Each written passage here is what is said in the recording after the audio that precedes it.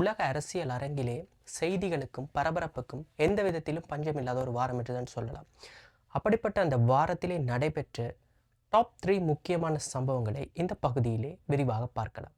வணக்கம், நான் உங்கள் சஜன்ராஜ்.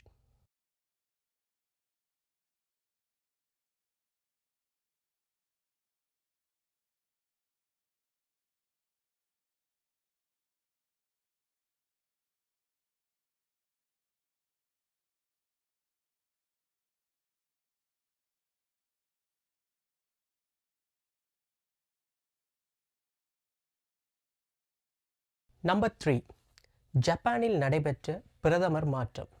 இது ஒரு என்ன சொல்வது, உலக அரங்கிலே அநேகமான நாடுகளில் நடைபெறும் ஒரு சாதாரண விடயமாக இருந்தாலும் இந்த முறை ஜப்பானில் நடைபெற்றிருக்கும் மாற்றமானது ஒரு வரலாற்று முக்கியத்துவம் வாய்ந்தது. ஏனென்றால் ஜப்பானில் முதலாக ஒரு பெண் ஒருவர் பிரதமராக பதவியேற்க உள்ளார். குறிப்பாக ஜப்பானில் தற்பொழுது ஆட்சியில் உள்ள கட்சியானது எல்டிபி என அழைக்கப்படுகின்ற லிபரல் டெமோக்ராட்டிக் பார்ட்டி.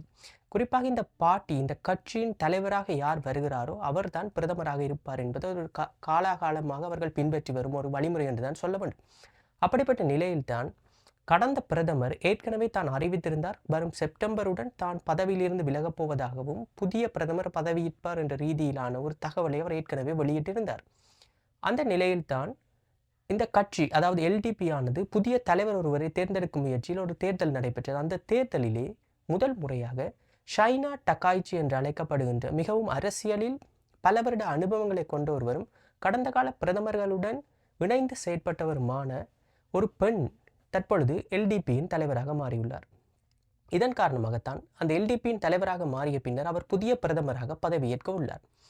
குறிப்பாக கடந்த பிரதமர் காலத்து அரசாங்கமானது ஜப்பானிய மக்கள் மத்தியிலே கடும் செல்வாக்கு இழந்து வருகிறது. குறிப்பாக பொருளாதார பிரச்சனைகள் மற்றும் அவர்களுடைய சில பாலிசிஸ் ஆனது ஜப்பானிய மக்களுக்கு ஒரு ஏற்புடையதாக இல்லாமல் இருப்பதாலும் inflations and cost of livings என்ன சொல்வது, அவர்களுக்கு ஒரு ஏற்றுக்கொள்ள முடியாத அளவில் காணப்படுவதால் அங்கு தற்பொழுது இருக்கும் அரசாங்கத்தின் மீது ஒரு அதிருப்தி என்று காணப்படுகிறது.